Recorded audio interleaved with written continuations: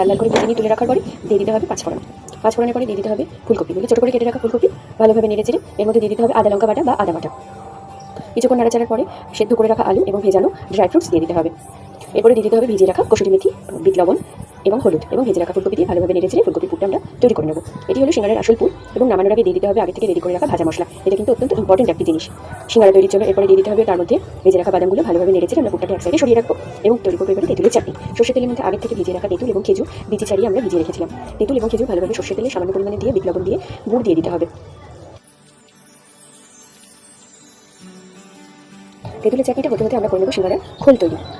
ময়দামুখী সাদা দিয়ে সামান্য পরিমাণে কালো জিরে এবং সামান্য পরিমাণে ঘি দিয়ে ভালোভাবে এটিকে ময়ান দিয়ে নিতে হবে। ভালো করে মেখে নিয়ে আমরা ডাব ডাব করে দেখে নেব যে ময়নটা তৈরি হয়েছে কিনা। সামান্য পরিমাণে নুন মিশিয়ে দিয়ে ভালো করে দেখে নিতে হবে। এরকম হয়ে গেলে জানা যাবে ময়নটা হয়ে গেছে এবং আমরা এটিকে উষ্ণ গরম জলে মেখে নেব।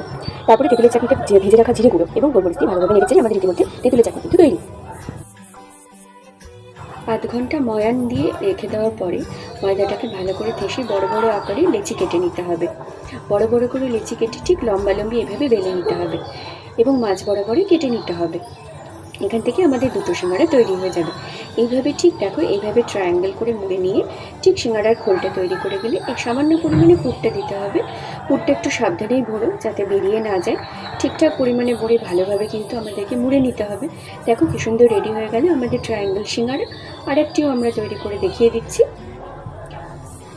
এভাবে আমরা সামান্য পরিমাণে পুর দিয়ে এভাবে আমরা তৈরি করে নেব আর একটা সিঙ্গাড়া। আস্তে আস্তে বেশ কয়েকটা সিঙ্গাড়া আমরা এভাবে দেখবে গড়ে নিয়েছি।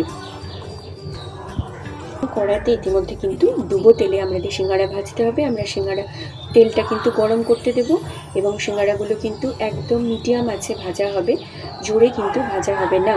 জোরে ভাজা হলে কিন্তু ভেতরটা কাঁচা থেকে যাবে। কড়াই তেল গরম হয়ে গেছে, ইতিমধ্যে আমরা সিঙ্গাড়া গড়ে নিয়েছিলাম। সিঙ্গাড়া গড়ে নেওয়ার পরে কড়াই আমরা ছেড়ে দিচ্ছি একে একে সিঙ্গাড়া এবং আস্তে আস্তে ডিমে আছে এটাকে ভেজে নিতে হবে। বেশ লাল লাল করে ভেজে নিতে হবে। আমরা রেডি করে নিয়েছিলাম আমারই বানানো কাসুন্দি আর তেঁতুলের চাটনি তো ছিলই।